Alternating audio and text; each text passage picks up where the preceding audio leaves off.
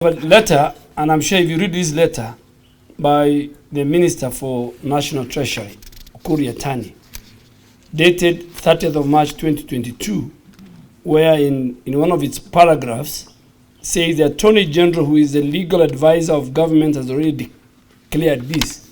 The matter we are discussing is a matter where national assets and security assets have been transferred to a foreign company in violation of all the issues the Honorable Musalia Mudavadi has raised: public participation, parliament role, the role of counties in terms of their functions in the schedule, ratification of treaties. Even when an airline, a foreign airline, wants to fly into our country, it must seek parliamentary approval through the relevant committee. This is mortgaging ports already, and I want to answer the previous question. Already a Kenyan went to court on SGR seeking the contract, and a principal secretary in his affidavit said it cannot be availed to public. So it's another scandal. So this is the state of state capture. And 4 ports and all the logistic infrastructure have been mortgaged to a foreign company by those who are responsible and who are the cartels of state agents. The question that you really want to pick from here, because we have given you an evidence, is from here you go to Tani and Justice Kihara and challenge them on what we are saying.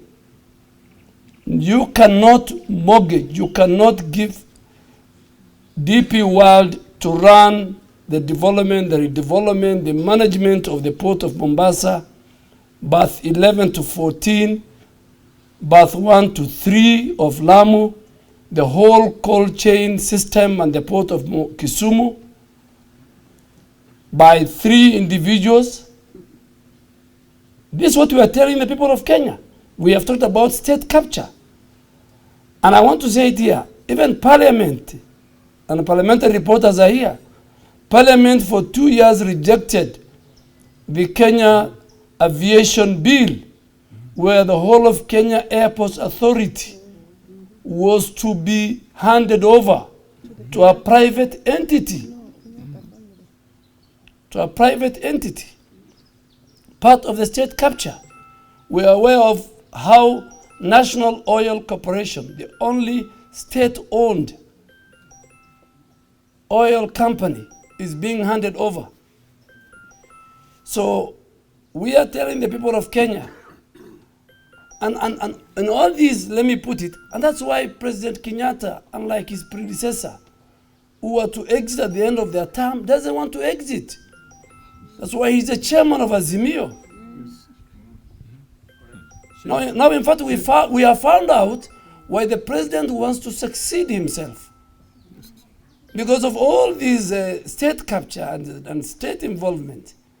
So, good people, I think the statement given by Honorable Musalia on our behalf and the evidence we have provided will help you enough further to go and ask the other partners. I am sure the people of Mombasa will be shocked. They were complaining about the port being transferred, the operations of the port of Mombasa being transferred. Now we are telling the people of Mombasa, your port is gone. The title deed is with the Chinese. The operation and the management and the development is now with DP World. Dubai. And we will even write to DP World through the embassy here. We will not leave this matter because as leaders we are the custodian under the Constitution to protect, preserve national strategic interests. And that's why the framers of our Constitution gave Parliament the people's representative and counties exclusive constitutional mandate to be consulted. That is why public participation under Article 118 is mandatory. The people of Mombasa will be asked and Kisumu. That is why there is the element of public interest. And senior counsel, I mean, lawyers like Honorable Watangula will tell you. And that's why we are saying in the schedule, harbors are under counties. The operation of the port is under the national government, but harbors and are under counties. So Joho must have said somewhere, faked some minutes, did fake public participation, and but I don't know whether the governor for Nakuru and the governor for Kisumu and even the governor for Machakos, because part of this letter is the infrastructure. So good people, I think you have more questions to ask those who captured the culprits than us. And we are ready to give more, I mean, as time goes by. And we can even raise issues one day to the election. There's no timeline. If we find any wrongdoing, we will say it one day to the election. I mean, we are not late. We are not late. Thank you very much.